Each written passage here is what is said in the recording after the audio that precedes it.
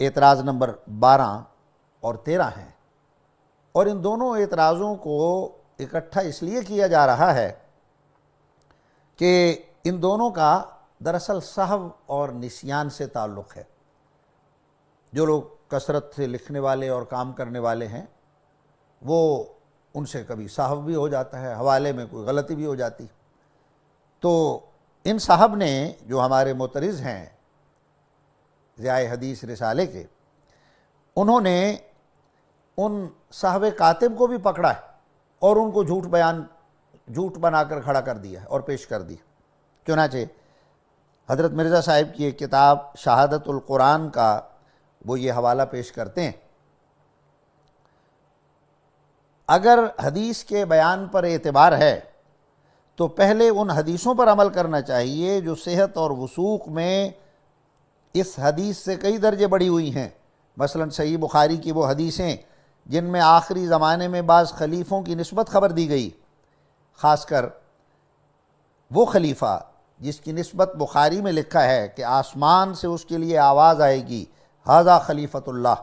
اب سوچو یہ حدیث کس پائے اور مرتبے کی ہے جو ایسی کتاب میں درج ہے جو اصح الکتب بعد کتاب اللہ ہے۔ حضرت مرزا صاحب کی شہادت القرآن کی یہ عبارت پیش کرنے کے بعد معترض لکھتے ہیں، یہ حدیث بخاری شریف میں نہیں ہے، غیرت مند قادیانیوں میں جرت ہے تو اپنے نبی کا فرمان سچا کرنے کے لیے بخاری شریف سے یہ حدیث نکال کر دکھا دیں۔ بخاری شریف تو کیا، یہ حدیث پوری صحاح ستہ میں نہیں، یہ مرزا صاحب نے جھوٹ بولا ہے، اور وہ بھی حدیث نبوی کا نام لے کر۔ اب ناظرین، اس جگہ بھی معترض نے تحریف لفظی سے کام لیتے ہوئے اپنے حوالے میں جو حدیث کے الفاظ لکھے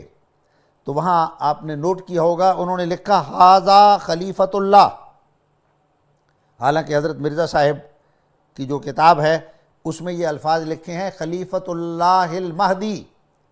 تو یہ کیوں چھوڑ گئے مہدی کا لفظ؟ اس لیے چھوڑ گئے کہ خود حضرت مرزا صاحب نے 1891 میں یعنی شہادت القرآن سے 2 سال پہلے جو کتاب لکھی ازالہ اوہام، اس میں یہ صراحت فرما دی تھی کہ مہدی کی جو حدیثیں اور خبریں ہیں وہ ضعف سے خالی نہیں ہیں۔ اسی وجہ سے امام بخاری اور امام مسلم نے ان مہدی والی حدیثوں کو نہیں لیا۔ تو جب 2 سال پہلے فرما چکے کہ مہدی والی حدیثیں بخاری میں نہیں ہیں، اور 2 سال بعد والی کتاب میں اگر یہ حوالہ آ جاتا ہے کہ مہدی والی حدیث بخاری میں موجود ہے تو صاف پتہ لگتا ہے کہ یہ ایک سہو ہے، اس لیے یہ مہدی کا لفظ یہاں بیچ میں سے چھوڑ گئے اور صرف خلیفۃ اللہ لکھ دیا۔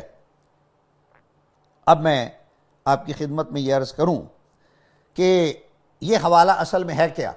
مولوی صاحب نے ایک اور تحدی کی تھی کہ جناب بخاری تو کیا، صحاح ستہ میں بھی یہ حوالہ نہیں۔ میں ان سے عرض کرتا ہوں کہ اگر آپ مطالعہ کر لیتے، کچھ تحقیق اور جستجو کے بعد یہ اعتراض کرتے تو بجا تھا۔ ابن ماجہ جو صحاح ستہ میں سے ایک کتاب ہے اس کے اندر یہ حوالہ موجود، اور سنن ابن ماجہ کتاب الفتن باب خروج المہدی میں لکھا ہے کہ حضرت صلی اللہ علیہ وسلم نے آنے والے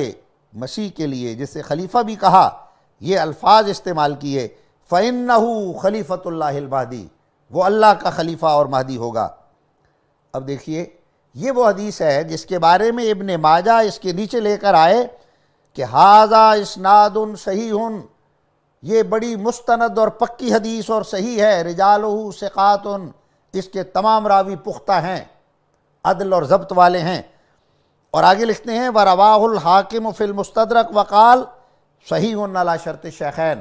اور امام حاکم نے اس کو اپنی کتاب مستدرک میں بھی بیان کیا ہے اور لکھا ہے کہ یہ امام بخاری کی شرائط کے مطابق ہے اور امام مسلم کی شرائط کے مطابق ہے، لیکن انہوں نے اپنی کتاب میں اس کو درج نہیں کیا۔ اب دیکھیے ایک حدیث جو بخاری کی شرطوں کے مطابق ہے، صحیح ہے، اور ایک فاضل مصنف کہہ چکا ہے کہ مہدی والی یہ حدیثیں بخاری میں نہیں ہیں، اور کسی جگہ سہون وہ یہ درج کر دیتا ہے کہ بخاری میں یہ موجود ہے، تو یہ صاحب جو ہے اس کو تو اللہ بھی معاف کرتا ہے، خدا کا رسول بھی معاف کرتا ہے، ایسا صاحب تو خدا تعالیٰ کے نبیوں کو بھی ہو جاتا ہے۔ قرآن شریف میں لکھا ہے کہ حضرت آدم علیہ السلام کے بارے میں فناسیہ ولم نجد لہ عزما، کہ آدم سے بھی بھول ہو گئی تھی مگر وہ کرنے کا ارادہ ان کا نہ تھا۔ اور اگر اس طرح کے صاحب کو جھوٹ قرار دینا ہی ہے تو پھر امت میں علماء کی ایک فہرست پیش کی جا سکتی ہے جنہوں نے کہا کہ یہ حوالہ بخاری میں موجود ہے اور وہ بخاری میں موجود نہیں۔ چنانچہ علامہ سعد الدین تفتازانی ہیں، امام الربی ہیں، انہوں نے اپنی کئی حدیثوں کے حوالے سے کہا کہ اخرجہ البخاری، مگر وہ بخاری میں موجود نہیں ہے۔ تو کیا یہ اب اہل حدیث اپنے ان تمام علماء کو معاذ اللہ جھوٹا قرار دے دیں گے؟ تو نادانستہ بھول جو ہے یہ انبیاء کی بھی اللہ تعالیٰ کے نزدیک قابل معافی ہوتی ہے، مگر معترض تو بالکل معاف کرنے کا عادی نہیں، وہ تو اعتراض کرنے اور جھوٹ کے اتہام لگانے پر تلا ہوا ہے۔ اس نے یہ بھی خیال نہیں کیا کہ صاحب کو جھوٹ قرار دینے سے یہ اعتراض ہمارے آقا و مولا سید المعصومین حضرت محمد مصطفیٰ صلی اللہ علیہ وسلم پر جا پڑے گا، جنہوں نے یہ فرمایا انما انا بشر، میں تو ایک انسان ہوں، انسا کما تنسونا، مجھ سے بھی بھول ہو جاتی ہے جس طرح تم بھول جاتے ہو۔ تو جب ایسی بھول ہو جائے تو کیا کرو، فَإِذَا نَسِيتُ فَذَكِّرُونِی، جب بھول ہو جائے تو یاد کرا دیا کرو۔ یہ مطلب نہیں کہ تہمتیں لگانا شروع کر دے کو، لو جی جھوٹ بول دیا، لو جی یہ تو کوئی گپ مار دی معاذ اللہ۔ اور پھر کیا فرمایا کہ نسیان جو غیر ارادی ہے جب ایسا ہو جاتا ہے، کمال رحمت للعالمین تھے صلی اللہ علیہ وسلم، آنے والی امت کے تمام ایسی باتیں جو صاحب و نسیان کی ہیں ان کو ہمیشہ کے لیے معاف کر دیا۔ فرمایا تجاوز اللہ عن امتی الخطا والنسیان، کہ اللہ تعالیٰ نے میری امت سے نادانستہ غلطی کو اور نسیان کو معاف کر دیا ہے۔ اور حضرت مرزا صاحب بھی تو محمد مصطفیٰ صلی اللہ علیہ وسلم کی امتی ہیں۔ ایک معترض ہے جو خطا و نسیان کو معاف کرنے کے لیے تیار نہیں، اس لیے اس نے اعتراض نمبر 13 میں بھی، جس کا اسی محل پر ذکر آ جانا چاہیے، بہت برمحل، حقیقت الوحی صفحہ 154 پر صاحب کاتب سے جو سورہ بقرہ کی آیت نمبر 211 هل ينظرون الا ان یاتیہم اللہ فی ظلل من الغمام اس طرح لکھی گئی کہ یوم یاتی ربک فی ظلل من الغمام، اور جسے اگلے ایڈیشن میں درست کر دیا گیا اس صاحب کاتب کو۔ تو اب دیانت کا تقاضا کیا تھا؟ دیکھو تراویاں پڑھاتے ہوئے اگر قاری سے غلطی ہو جاتی ہے تو کیا اب یہ کہہ دیا جائے کہ جناب قاری نے جو غلطی کی ہے اب یہی قرآن میں لکھ دو، یہ درست وہ ہے؟ بھئی اس غلطی کی تصحیح کی جاتی ہے، اس کو صاف سمجھا جاتا ہے۔ تو دیانت کا تقاضا کیا تھا؟ جب اس صاحب کاتب کو جماعت احمدیہ نے اپنی کتابوں میں اگلے ایڈیشن میں درست کر دیا تو یہ کہنا چاہیے تھا کہ جی اگلے ایڈیشن میں درست ہو گیا۔ معترض کیا کہتا ہے؟ وہ تو حضرت مرزا صاحب پر بہتان باندھتا ہے جھوٹ کے، یہ نہیں کہتا کہ یہ ایک صاحب تھا، اور وہ ایسا کرے کیوں؟ کیونکہ یہ بات تو شرافت اور بڑے اعلیٰ اخلاق کی ہے، ایسی بات شاید معترض کو زیب نہیں دیتی۔ حضرت مرزا صاحب نے 1891 میں ازالہ اوہام میں جو اس بات کی وضاحت فرما دی کہ مہدی کی حدیثیں موجود نہیں ہیں صحیح بخاری میں،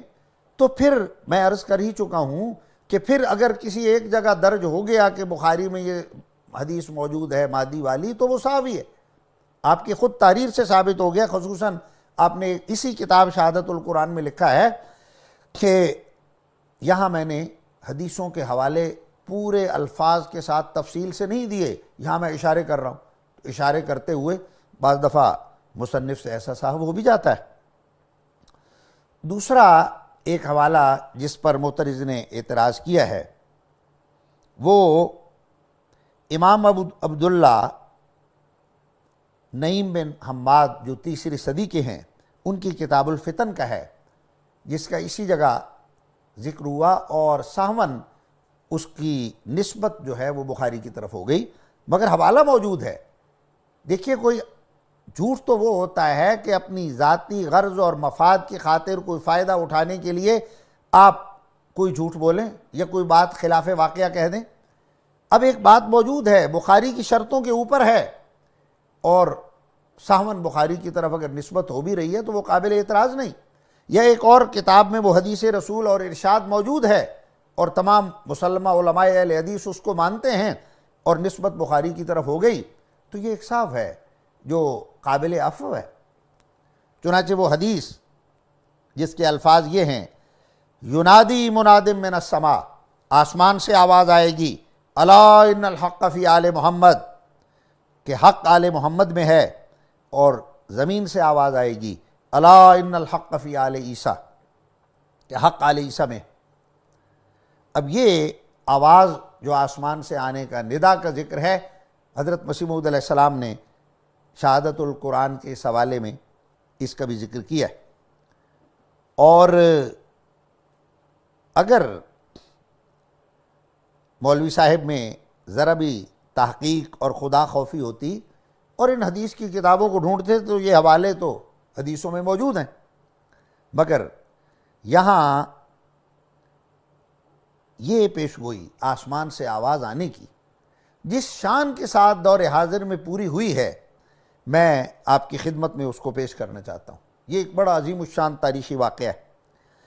کہ پادری عبداللہ آتھم، جس نے اپنی کتاب اندرونہ بائبل میں ہمارے آقا و مولا حضرت محمد مصطفیٰ صلی اللہ علیہ وسلم کے لیے معاذ اللہ دجال کے الفاظ استعمال کیے، حضرت مرزا صاحب نے اس سے اسلام کی حقانیت اور ابطال عیسائیت پر 15 روز تک مناظرہ کیا، جو جنگ مقدس کے نام سے مشہور ہے اور جس میں عیسائیوں کو شکست فاش ہوئی۔ اس مناظرے کے آخر پر آپ نے آتھم کے بارے میں ایک مشروط پیشگوئی فرمائی کہ اگر یہ حق کی طرف رجوع نہ کرے گا، یہ جو رسول اللہ کی گستاخی وغیرہ کی ہے، تو 15 ماہ کے اندر حاویہ میں گرایا جائے گا۔ اور آتھم نے اس پیشگوئی سے ڈر کر رجوع کر لیا، اور 15 ماہ کے بعد ہلاک ہونے کی جو مشروط پیشگوئی تھی اس سے وہ بچ گیا۔ تو عیسائیوں نے بڑے جلوس نکالے امرتسر میں اور شور مچایا کہ حق آل عیسیٰ کے ساتھ۔ اس وقت حضرت مرزا صاحب نے آتھم کو دعوت دی، اگر واقعی آپ نے رجوع الی الحق نہیں کیا تو پھر قسم کھاؤ۔ اور انہوں نے کہا نہیں جی، قسم تو ہمارے انجیل کے مطابق کھانا جائز نہیں۔ حالانکہ پھر جب مرزا صاحب پر مقدمہ کیا تو وہاں ان عیسائیوں نے آ کر قسمیں کھائیں۔ آپ نے فرمایا کہ اب اگر قسم کھاتے ہو تو 1 سال میں ہلاک ہوگے، اور اگر قسم نہیں کھاتے تو اخفاء حق کی وجہ سے اللہ تعالیٰ آپ کو بے سزا نہیں چھوڑے گا اور ضرور پکڑے گا، یعنی جو جھوٹا ہے وہ سچے کی زندگی میں ہلاک ہو جائے گا۔ چنانچہ ایسا ہی ہوا، اور اس پیشگوئی کے ٹھیک چوتھے سال عبداللہ آتھم 27 جولائی 1897 کو ہلاک ہو گئے۔ اور یہ پیشگوئی پوری ہوئی کہ مہدی کے وقت میں آسمان سے آواز آئے گی کہ حق آل مہدی میں ہے۔ یہ وہ آواز تھی جو مسلمانوں کی طرف سے اٹھ رہی تھی کہ ایک عیسائی کی ہلاکت پر کہ حق آل مہدی کے ساتھ ہے، اور شیطان سے آواز آ رہی تھی کہ حق آل عیسیٰ میں ہے، لیکن فرمایا تھا آسمانی آواز درست ہوگی کہ حق آل مہدی میں ہے، یعنی عیسائیت کے مقابل پر اسلام کی فتح۔ آخر میں یہ ذکر بھی بہت ضروری ہے کہ حضرت بانی جماعت احمدیہ کی یہ کتاب جو شہادت القرآن ہے، اور جس کے حوالے کے بارے میں مترز نے محض ایک صحف پر یہ ہرزہ سرائی کی اور یہ تہمتیں لگائیں کہ دیکھو مرزا صاحب نے اتنا بڑا جھوٹ بولا، اور وہ بھی حدیث نبوی پر۔ کاش اس نے اس کتاب شہادت القرآن کو تحقیق حق کی نظر سے پڑھا ہوتا تو اسے پتہ چلتا کہ دراصل یہ کتاب ایک شخص عطا محمد کے جواب میں لکھی گئی، جو حدیثوں کو ناقابل اعتبار قرار دے کر امت میں کسی بھی مسیح موعود کے آنے کا انکاری تھا۔ وہ کہتا تھا بے شک یہ مان لیا کہ حضرت عیسیٰ علیہ السلام فوت ہو گئے، لیکن کسی مسیح موعود نے نہیں آنا، کیونکہ حدیثیں بڑی ضعیف ہیں، بڑی کمزور ہیں، اور ان میں کسی آنے والے کا ذکر موجود نہیں۔ حضرت بانی جماعت احمدیہ نے جہاں قرآن کی عزت قائم کی اپنی کتاب اس شہادت القرآن میں، کہ قرآن سے ثبوت دیے کہ ایک مسیح اور مہدی نے آنا ہے، آیت استخلاف سے ثبوت دیا اور قرآنی آیات سے دیے، وہاں آپ نے اس کتاب میں حدیث کی اہمیت و ضرورت اور عزت و عظمت بھی قائم کر کے دکھائی۔ اب دیکھیے یہ معترض کیا کہتا ہے کہ جی حدیث پر جھوٹ بول رہے ہیں، حالانکہ اسی کتاب میں حضرت بانی جماعت احمدیہ حدیث کی عزت و عظمت کو قائم کر رہے ہیں، اور حدیث میں موجود پوری ہونے والی کئی پیش گوئیوں کو آپ نے صداقت کے نشان کے طور پر پیش کیا ہے کہ دیکھو یہ نشانیاں، یہ پیش گوئیاں، نار حجاز کی پیش گوئی پوری ہو گئی، اور قرآن کی پیش گوئیوں کو آپ نے ثابت کر کے دکھایا ہے، اور سورہ نور کی آیت استخلاف کو پیش کر کے بتلایا کہ امت محمدیہ کے دوسرے اور آخری دور میں کئی خلیفوں نے بھی آنا تھا، اور اسی طرح ضروری تھا کہ وہ خلیفے آئیں جس طرح پہلے دور میں بھی آئے۔ قرآن شریف سے سورہ واقعہ کی یہ آیت پیش کی، سلۃ من الاولین وسلۃ من الآخرین، کہ ایک گروہ پہلوں میں سے اور ایک گروہ آخرین میں سے بھی ہونا تھا۔ اور اس کے ثبوت میں آپ نے اس بات کی طرف اشارہ کرتے ہوئے کئی حدیثیں آپ نے پیش فرمائیں جن میں آخری زمانے میں خلیفوں کے آنے کا ذکر ہے۔ اپنی کتاب اضالہ اوہام میں افادات البخاری کے عنوان کے نیچے حضرت بانی جماعت احمدیہ نے متعدد وہ احادیث پیش کی ہیں جن میں حضرت عیسیٰ علیہ السلام کی وفات اور اس مسیح کے آنے کا ذکر ہے جس کا حلیہ حضرت عیسیٰ سے جدا اور مختلف ہے، کہ پہلے مسیح کا رنگ سرخ تھا اور بال گھنگریالے تھے، اور آنے والا مسیح جو امت میں ہے اس کا رنگ گندمی ہے اور بال سیدھے ہیں، اور اس کے بارے میں یہ فرمایا ہے کہ اس نے مسیل مسیح کے طور پر آنا تھا، حدیث اللہ مریم وابنہا سے استدلال کرتے ہوئے، اور پھر آپ نے اماموں کو منکم کی حدیث بخاری سے استدلال کیا کہ وہ امام اور خلیفہ ہے مسیح موعود اور امام مہدی جس نے آنا ہے، اور بخاری کی ان حدیثوں جو خلفاء سے متعلق ہیں سے استدلال کیا جن میں یہ ذکر تھا کہ لا نبی بعدی وسیکون خلفاء فیکثرون۔ آپ فرماتے ہیں ایک تو مان بعد خلفاء راشدین ہوئے، اور ایک وہ خلفاء ہونے تھے جن کے بارے میں حدیث میں آیا ثم تکون الخلافۃ علی منہاج النبوہ، مسند احمد بن حنبل کی حدیث ہے۔ ان تمام حدیثوں کو پیش کر کے آپ فرماتے ہیں کہ اس سے ظاہر ہے کہ امت کا اول زمانہ اور آخر زمانہ باہم مشابہ ہیں، اور ان دونوں زمانوں کے متعلق حضرت صلی اللہ علیہ وسلم نے جو فرمایا تھا کہ مثل امتی کمثل المطر، میری امت کی مثال بارش کی مثال کی طرح ہے، لا یدری اولہ خیر ام آخرہ، کہ نہیں کہہ سکتے کہ یہ اتنی خیر و برکت سے بھری ہوئی بارش ہے کہ کچھ معلوم نہیں کہ برکت اس کے پہلے حصے میں زیادہ ہے یا پچھلے حصے میں۔ یہ فرمایا حضرت محمد مصطفیٰ صلی اللہ علیہ وسلم نے کہ وہ آخری دور جس میں آپ کے روحانی فرزند اور غلام مسیح موعود اور امام مہدی نے آنا تھا، کس طرح قرآن شریف کی آیات اور احادیث کے دلائل ہیں جن کا یہ لطیف اور مبارک مضمون اس آنے والے کی نشاندہی کر رہا ہے، مگر یہ ذکر جس سے حدیث رسول کی شان بیان کرنی مقصود تھی، جس سے آنے والے خلیفے کا ذکر مقصود تھا، اگر ناگوار معلوم ہوئی تو اس معترض کو ناگوار معلوم ہوئی، کیونکہ وہ اس مبارک مسیح کے منکر ہیں جن کی صداقت یہ تمام حدیثیں ثابت کر رہی ہیں۔ وآخر دعوانا ان الحمد للہ رب العالمین۔